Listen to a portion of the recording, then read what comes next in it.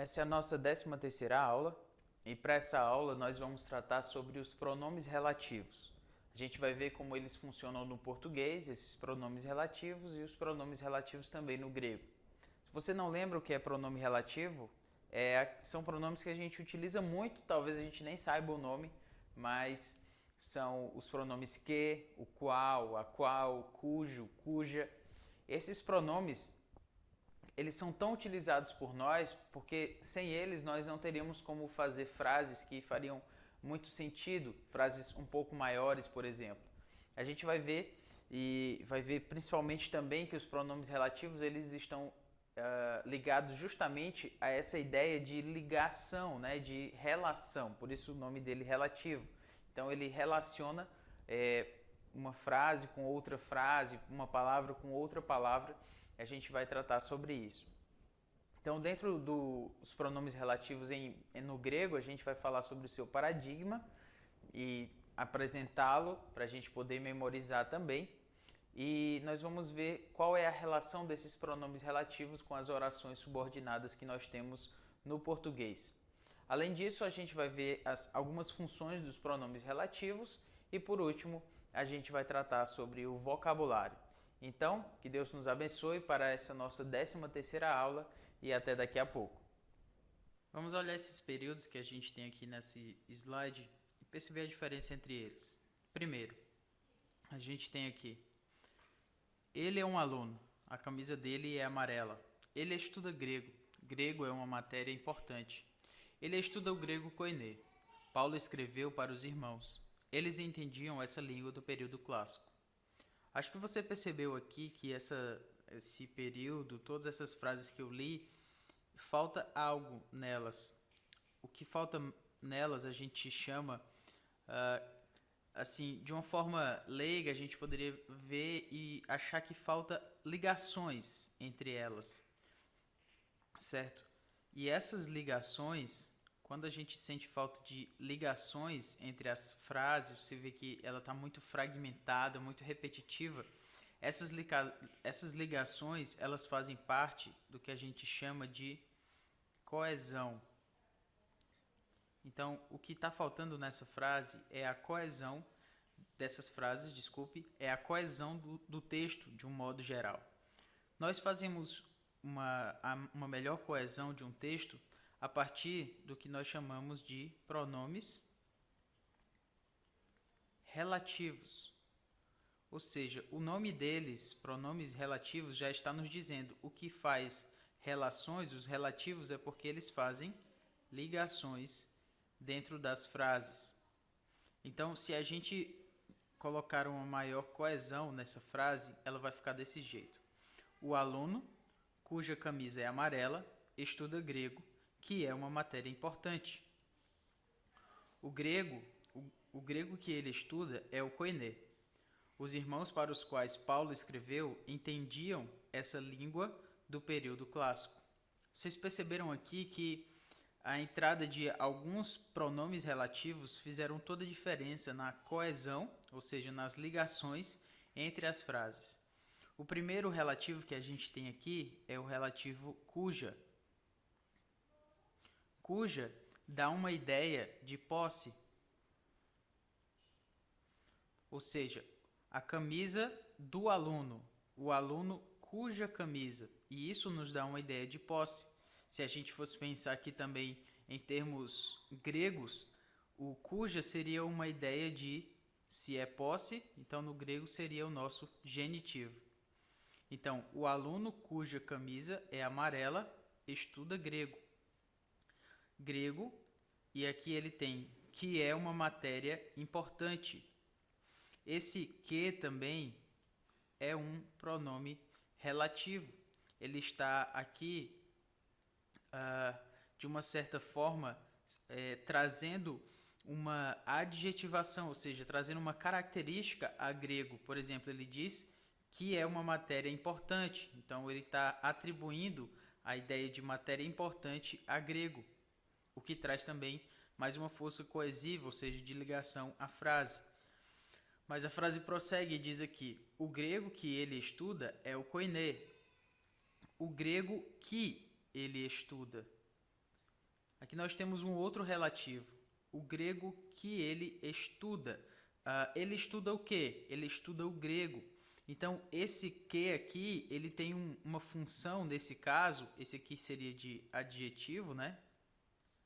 Como eu já expliquei. E esse, se nós puxarmos aqui, teria uma ideia de objeto direto. Por quê? Porque quem estuda, estuda algo. Então, o grego que ele estuda. Quando você quiser saber a função que esse pronome ele tem na frase, você vai olhar para o verbo ao qual ele está relacionado. Então, o grego que ele estuda. Estuda pede um objeto direto que é o que. Mas o período prossegue e continua quando diz: os irmãos para os quais Paulo escreveu entendiam essa língua do período clássico. Perceba aqui, os irmãos para os quais Paulo escreveu. Vamos olhar aqui. Eu disse que a gente precisa olhar para o verbo. Então aqui estuda o verbo, você prestou atenção. E aqui o verbo é escreveu. E nós também temos o que os irmãos para os quais. A gente pode trazer aqui os quais como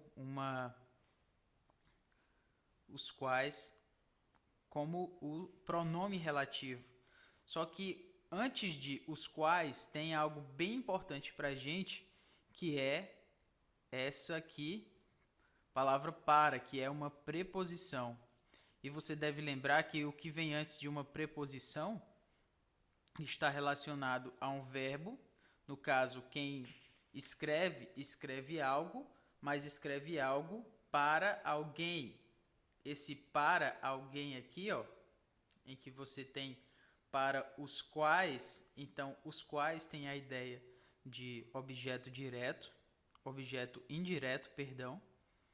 Por quê? Porque antes dele nós temos uma preposição, a preposição para, o que nos faz entender que esse pronome tem a função de objeto direto. Então, o que a gente acabou de ver aqui é que no português os pronomes relativos eles servem para ligar, ou seja, fazer as ligações e trazer essa coesão ao texto, de modo que a gente usa esses pronomes relativos aqui que a gente falou e tantos outros. Mas aqui nós mostramos que no português a gente tem a ideia de posse, a gente tem a ideia adjetival, a gente tem a ideia de objeto direto, a gente tem a ideia de objeto indireto. A gente tem essas questões para que a gente pense sobre elas a partir do português, e a gente vai ver que no grego os pronomes relativos também eles funcionam com essas funções. Só que você lembra que as funções sintáticas, como a gente tem aqui no português, no grego, elas estão relacionadas então aos casos. E a gente vai ver como isso funciona no grego. Aqui a gente tem também, no português, algumas formas que a gente pode usar o pronome. E o primeiro deles que a gente vai tratar aqui é o que. Então você utiliza aqui o aluno que é esforçado, estuda o conteúdo. Lembra que você olha aqui para o pronome que e você olha também para o verbo, né? O verbo é. Então, esse que aqui tem uma ideia de estar relacionado a esse verbo e a sua função aqui nos traz o fato de que ele está funcionando como, mais uma vez, como um adjetivo aqui, o aluno que é esforçado, certo? Então, se a gente pegar essa frase aqui mais ou menos assim, o aluno que é esforçado estuda o conteúdo, está trazendo essa função aqui para o nosso adjetivo. Quando a gente pensa aqui também, o qual, a qual, os quais, as quais, perceba aqui também, aqueles são os estudantes para os quais precisamos entregar os livros. Aqueles são os estudantes para os quais precisamos. Então você analisa aqui esse verbo, precisamos entregar. Esses dois verbos, essa locução verbal, principalmente aqui para o entregar, Quem entrega, entrega algo. Então eles entregam os livros para alguém. E para quem são esses? Para os quais? Os estudantes. Então, para os quais está relacionado aqui ao nosso verbo entregar.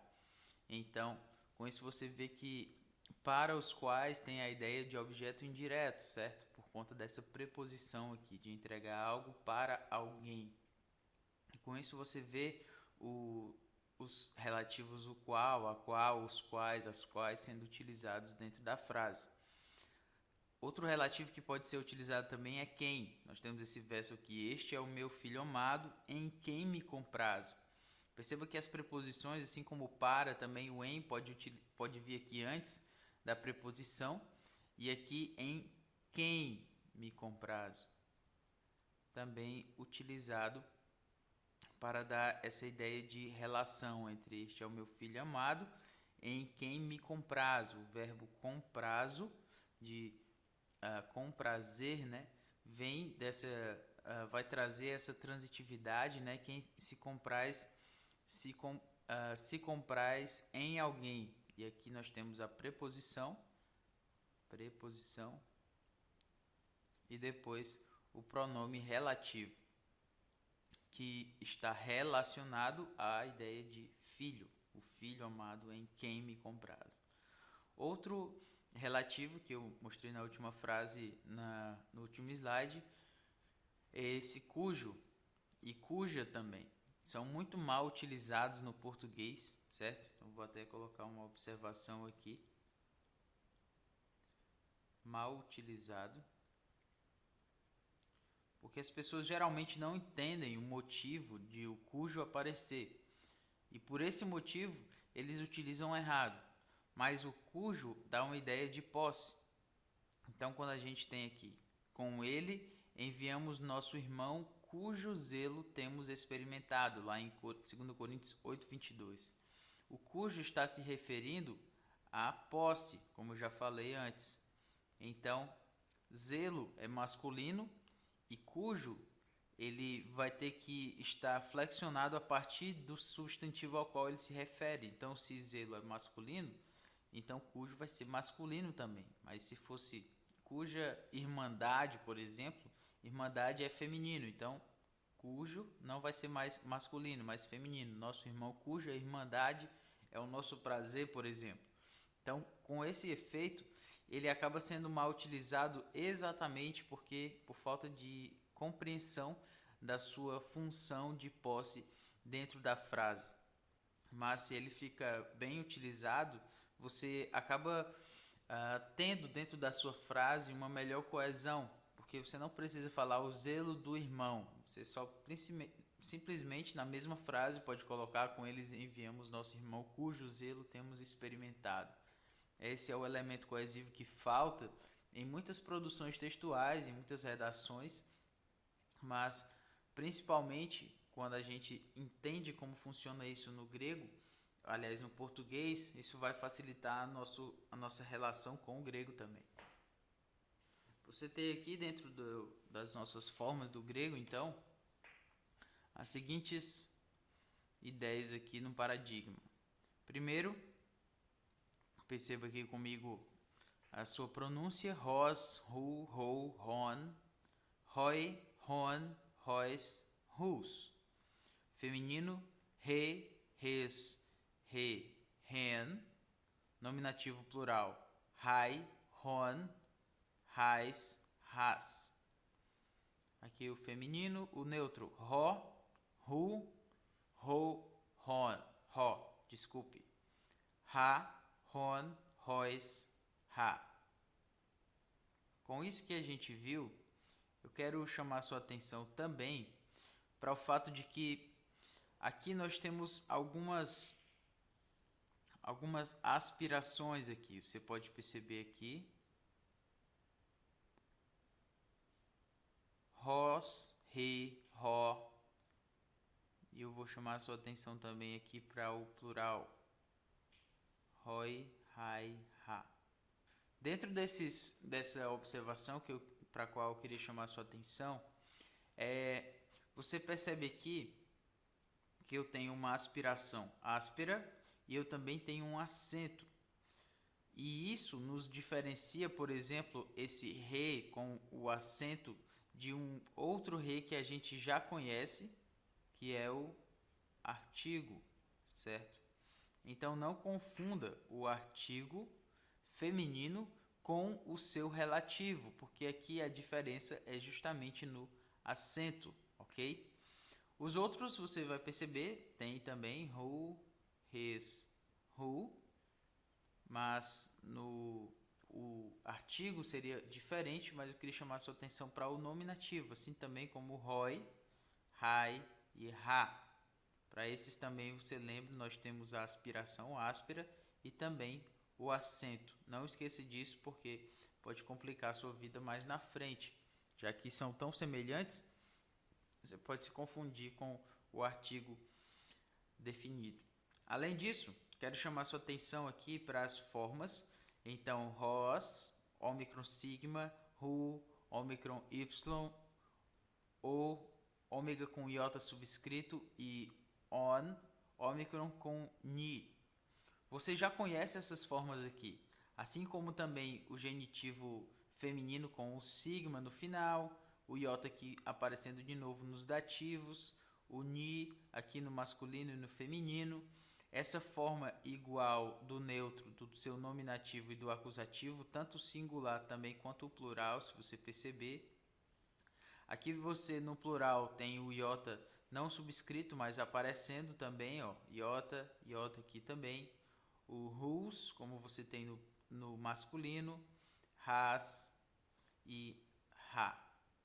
E com isso, então, você vê também o genitivo plural, hon, hon, hon, aquela forma que é bem semelhante e regular que você sempre vê. Então, com isso, eu quero mostrar para você que os pronomes relativos, você deve aprender basicamente o ROS, o re e o RO, os seus nominativos plurais também, ROI, RAI, RA, e o restante você simplesmente aplica as terminações da segunda, primeira e segunda declinação. Então, se você tiver isso em mente, você vai ver que os pronomes relativos também são bem mais fáceis do que parecem, do que poderia parecer diante do grego, né? Você pode pensar, poxa, mas eu nem sei usar o pronome relativo no português e vou aqui aprender no grego. Mas o grego ele traz até uma facilidade maior do que o português, porque ele já me diz qual é a função sintática desses pronomes relativos dentro da frase. Então, se eu tenho a função sintática desses pronomes relativos, isso facilita a minha utilização desses pronomes relativos. Obviamente, o português é justamente a falha que as pessoas têm, é porque elas não sabem qual é a função sintática do pronome relativo. Então, por isso elas usam do jeito que quiserem e acaba saindo umas coisas esdrúxulas assim. Mas para o grego, você vai ver que até para analisar é mais fácil. Obviamente, o preço que você paga para o grego é que você precisa aprender essas formas aqui, mas depois que vocês as aprendem, então isso fica mais fácil também para a sua análise. Agora vamos ver como funcionam aquelas formas dentro do grego. Então, primeiro a gente precisa lembrar aqui do nosso gênero, número e caso. Geralmente eles vêm todos juntos quando a gente vai falar sobre as formas de utilizá-los no grego, mas aqui eles vão vir um pouco diferentes. Então vamos lá. O número e gênero do pronome relativo são determinados pelo seu antecedente. Já o caso do pronome relativo é determinado pela sua função na oração subordinada. Então vamos ver assim como funciona no exemplo aqui. Ro, artigo definido, masculino, o. Anthropos está no nominativo, assim como o seu artigo aqui. Nominativo singular. Então, o homem. Nominativo, lembrem-se, tem função de sujeito na frase. Hon gnoskomen didaskei rimos. Gnoskomen é conhecemos, certo?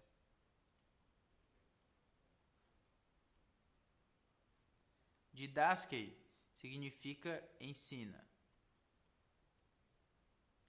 E remas é o nosso pronome pessoal, no caso aqui ele está no acusativo plural. Então, de primeira pessoa, lembrando então, né? Então, seria o ensina-nos. Ou seja, a ideia de o nos aqui é um objeto direto, né? A ideia de nós, mas se ele, quem ensina, ensina algo. Então, didaske rimas, ensina-nos. Aqui então tem função só como lembrança para gente, objeto direto. Mas isso não é o que está nos lembrando aqui. Nós tem que lembrar também que o homem conhecemos. Lembre-se que Juan é o relativo e o relativo é a ideia do que, né? Então, o homem que conhecemos. Mas o que eu quero chamar a sua atenção é que para análise do pronome relativo, você tem que olhar para o verbo. E o verbo aqui é gnoskomen. O verbo principal dessa frase aqui é o homem que conhecemos. Então, olha aqui para o verbo gnoskomen.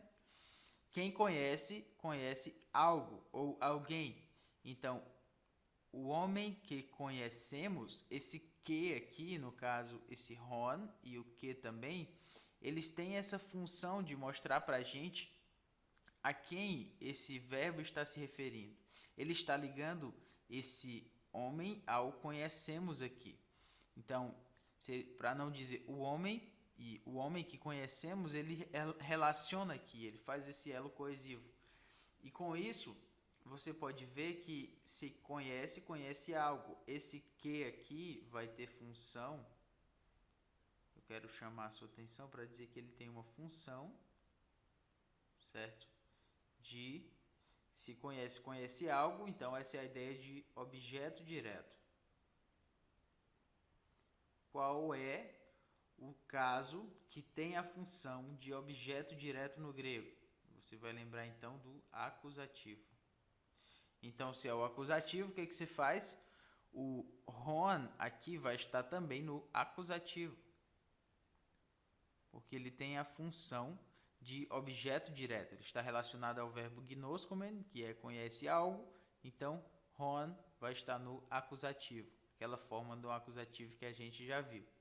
Então, como eu falei aqui, o caso do pronome relativo é determinado pela sua função na oração subordinada. A oração subordinada tem uma função de objeto direto, então nós colocamos o relativo com o caso acusativo. Mas o número e o gênero do pronome relativo são determinados pelo seu antecedente. Quem é que o antecede? É anthropos, homem. Então é masculino e também singular. Então ron vai estar no masculino singular. Mas perceba que anthropos está no nosso nominativo, certo? Anthropos, vamos colocar aqui nominativo. E o ron, por sua vez, vai estar no acusativo. Então é justamente isso a ideia dessas duas observações. Número e gênero,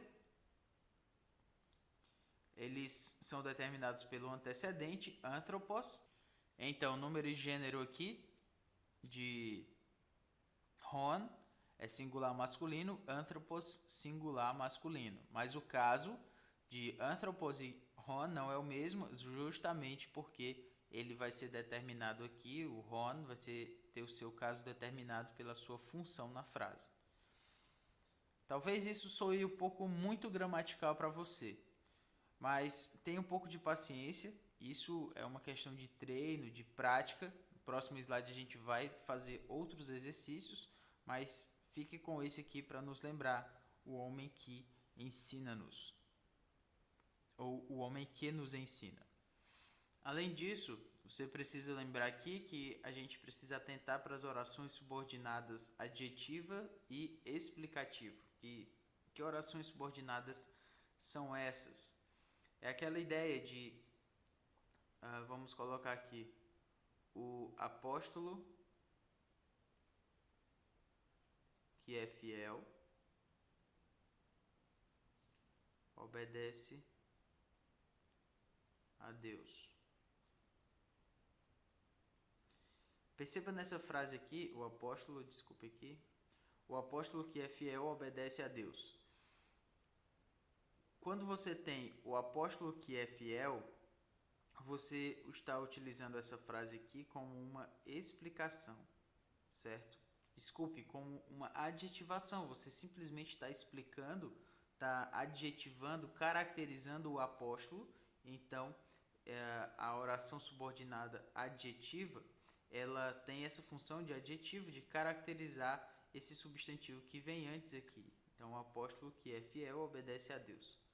Mas, se você tem uma vírgula aqui, o apóstolo que é fiel obedece a Deus, o apóstolo, vírgula, que é fiel, vírgula, obedece a Deus, você está explicando que esse apóstolo aqui, ele é fiel. Você não está simplesmente caracterizando, você está falando desse apóstolo, desse aqui. Então, se é assim, ela seria uma explicativa. Ok? Mas só para nos lembrar dessa diferença de um para outro no português, e com isso a gente também abre mais os olhos para o que acontece no grego. Por último, desse slide aqui, quero chamar sua atenção para você tratar a oração subordinada como um bloco. O que eu quero dizer com isso? Aqui nós temos Ró Jesus, então a ideia aqui, Jesus, se está no nominativo, ele é sujeito ou predicativo do sujeito, não temos verbo de ligação, então Jesus é sujeito. Elalesen falou, estou lhe adiantando, se trata de um verbo, então elalesen falou, Jesus falou, ho estin dikaion. Jesus falou o que era ou o que é justo. Dikaion é justo. Então, com isso aqui você vê, Jesus falou o que era justo. O que nos lembra sobre esse verbo aqui, sobre falar. Quem fala, fala algo. Então, esse algo aqui sobre o que Jesus falou, ele tem função de objeto direto, que nos mostra, portanto, que o Ró aqui vai estar também no acusativo, certo? Porque ele tem função, vamos colocar aqui, ele tem função de objeto direto, porque quem fala, fala algo, e ele aqui está relacionando justamente aquilo que é falado. Então, Jesus falava o que era justo, ou o que é justo, objeto direto aqui, o que, então Ró também vai estar no acusativo, porque tem função de objeto direto. Mas o que eu quero chamar a sua atenção é que aqui você pode dividir essa frase também e, como eu falei, dividi-la em blocos. Jesus falou o que é justo, para que isso tudo faça sentido para você como uma ideia geral e não como ideias fragmentadas. Eu quero chamar a sua atenção agora para as funções dos pronomes relativos. Então, com isso, a gente tem aqui os seguintes versos. Kai hos lambanei ton stauron autu, kai akoluthei opisomu, uk estin mu axios. Você tem então, kai significa e hos lambanei, é não, e lambanem é recebe. Ton stauron autu. Ton stauron está no acusativo, quem recebe, recebe alguma coisa. Ton stauron é a cruz. Stauron, cruz. Autu é a cruz dele, certo? Ou a sua cruz. E no caso, e não recebe a cruz Então eu vou colocar aqui a sua para fazer sentido para a gente na frase. Então vamos parar aqui. Kai Ros Ulambanei. Ros está no nominativo, certo? E nominativo, pessoal, você já deve estar lembrando aí que eu já falei várias vezes. Nominativo é a ideia de sujeito ou predicativo do sujeito. Nesse caso é sujeito, não tem verbo de ligação. A gente tem o verbo lambanei aqui, que não é de ligação, o verbo transitivo. Portanto, esse Ros aqui vai ter função de sujeito dentro dessa frase. Mas o interessante é que no grego você pode colocar, para que faça mais sentido ainda para a gente na frase, o relativo, como aquele que. Então, e aquele que, vamos colocá-lo aqui, certo?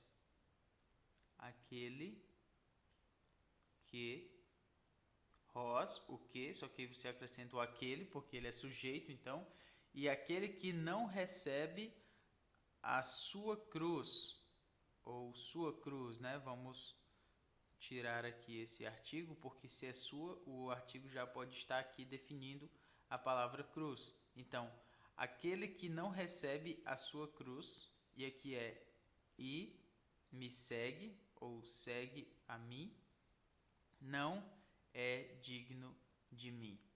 Então, eu quero chamar a atenção aqui para você, somente até aqui, para que você perceba que quando ele tem função de sujeito, e ele pode não ter só função de sujeito, mas ele ser o próprio sujeito da frase de uma forma muito clara aqui, pois o único que está no nominativo é esse aqui. Então, o Ros vai ter que ser o sujeito. Então, a gente não pode transformar isso como e que não recebe a mim a sua cruz, né? Então não faz sentido. Você precisa colocar um aquele aqui para fazer sentido e a tradução ficar melhor. Outro exemplo aqui para a gente, vamos lá. Re ecclesia, res egenomen ego diáconos. Essa frase já é um pouquinho mais complexa. Então vamos transformá-la aqui em blocos. Re ecclesia, res egenomen ego diáconos. Vamos lá. Re ecclesia, você já deve lembrar, é a igreja. E aqui nós temos o pronome relativo res, ele está no genitivo feminino singular. Egenomen, então eu vou traduzi-lo aqui, colocá-lo aqui para dar mais espaço. Então, egenomen significa me tornei.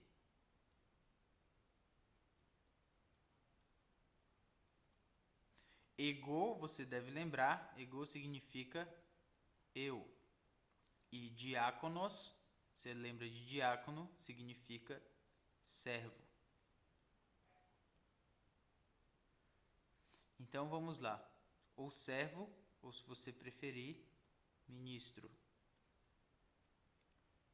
Voltando aqui então, a igreja, aqui nós temos um relativo, então que seria que, só que ele está no genitivo.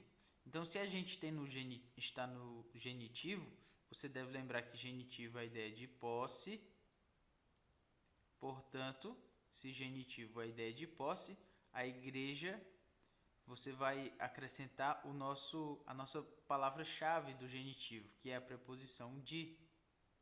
Mas você deve lembrar também que esse igreja de qual me tornei, por exemplo, se eu quiser de que me tornei, vamos colocar aqui.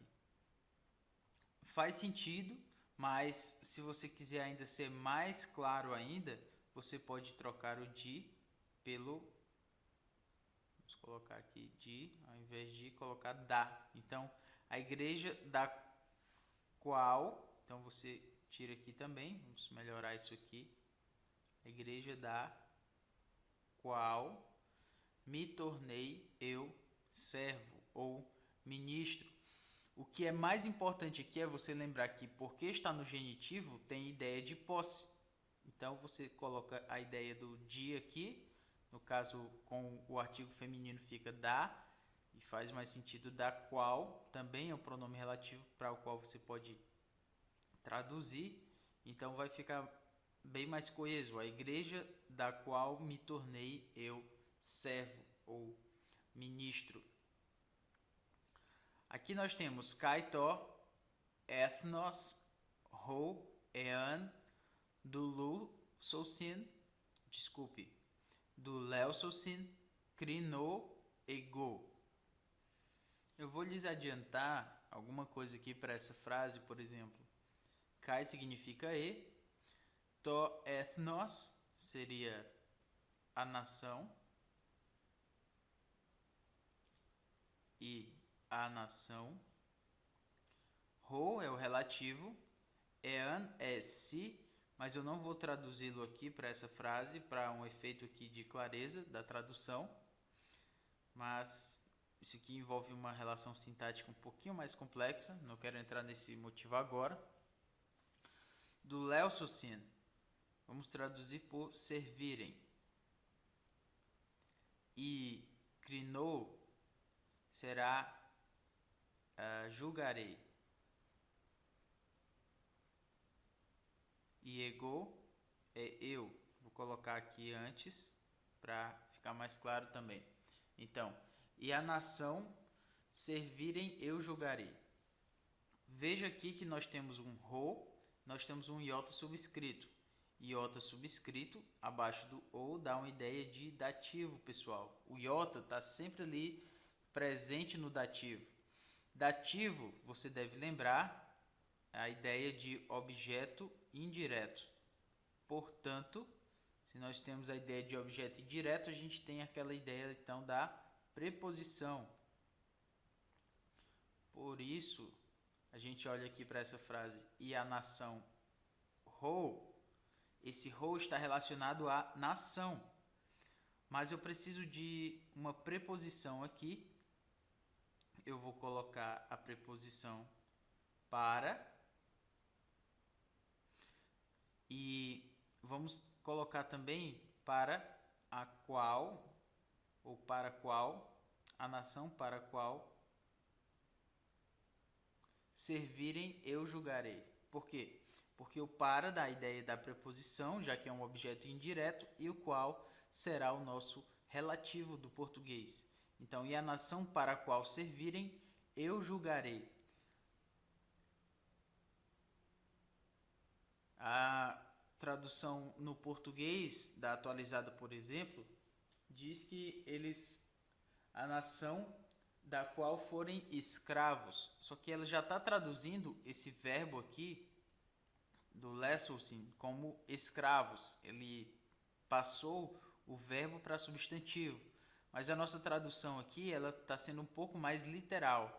Então, e a nação para a qual, já que o ro aqui tem a ideia de dativo, é objeto indireto, como a gente já lembrou. Então, essa é uma outra função do pronome relativo. A gente já passou, ele pode ser nominativo, pode ter a ideia de sujeito, pode ter a ideia de posse, pode ter a ideia e a função de objeto indireto. E aqui nós temos, por último, ego, brosin, erro, fagen, hen, rimeis, uk, oidate. Aqui então a gente tem ego, eu, brosin é comida e erro é tenho. Então eu vou colocar eu tenho, aqui para nos facilitar a tradução, eu tenho, brosin, comida. Fagen é para comer, certo? Já vou lhe adiantando aqui, para comer. Hen é o nosso relativo. Vós, rimeis, vós. Uk oidate, não conheceis. Já lhe adianto aqui que esse oidate é conheceis. Então a gente fica aqui com o nosso hen. Perceba que o verbo aqui, que você precisa prestar atenção, é o oidate, é o conheceis. Vocês não conheceis essa comida. Então, conhecer, quem conhece, conhece algo. Então, eu tenho comida para comer, que vós, hen, que vós não conheceis. Mas o que eu quero lembrar com a ideia de quem conhece algo, é que nós temos o REN aqui no acusativo, então ele tem função de objeto direto. Lembrando aqui, acusativo, objeto direto. E com isso você tem conhecer relacionado aqui ao que vai ter função de objeto direto, portanto, no grego ele vai estar no acusativo. Com tudo isso, eu quero lhe lembrar que aqui a gente tem a função de sujeito, de posse, de objeto indireto e de objeto direto, tudo isso relacionado ao pronome relativo. Por último, a gente tem o nosso vocabulário. Então vamos começar aqui. Aletheia significa verdade, eirene significa paz, enopion ou renopion, desculpe, tem aspiração áspera, significa diante de, é uma preposição com o genitivo, significa diante de. Epangelia é uma palavra bem teológica, significa promessa. Heptá significa 7, então hepta, campeão, vem daí. Thronos significa trono, bem simples, fácil. Jerusalém também, Jerusalém. Katá, que às vezes vem com a forma com um theta, kath, vai ter com o genitivo, essa preposição vai ter a ideia de debaixo de ou contra, e com o acusativo a ideia de acordo com. Kefalê é a ideia de cabeça, e você pode lembrar de cefaleia. Kefaleia, ou seja, dor de cabeça, assim você pode lembrar. Rodós é caminho, você pode lembrar de rodovia. Lembre-se também que aqui é uma exceção. Rodós tem cara de masculino, mas é feminino, rei. Então, você lembra aqui que é uma exceção. Rós, ri, ró são os relativos, quem, que, qual, depende de como você traduz. Rote significa quando. Rutos, desculpe, significa portanto. Ploion significa barco. Rema significa palavra ou dito, então o seu genitivo vai ser rematos. Te significa e ou então. Heir significa mão, braço ou dedo, seu genitivo é heiros. E psiche é um substantivo feminino, significa alma ou vida, você pode lembrar então de psicologia. Muito bem, então que bom que nós chegamos ao fim de mais uma aula. Então na aula 13 nós tratamos sobre os pronomes relativos, o ROS e os subsequentes, como a gente tratou hoje.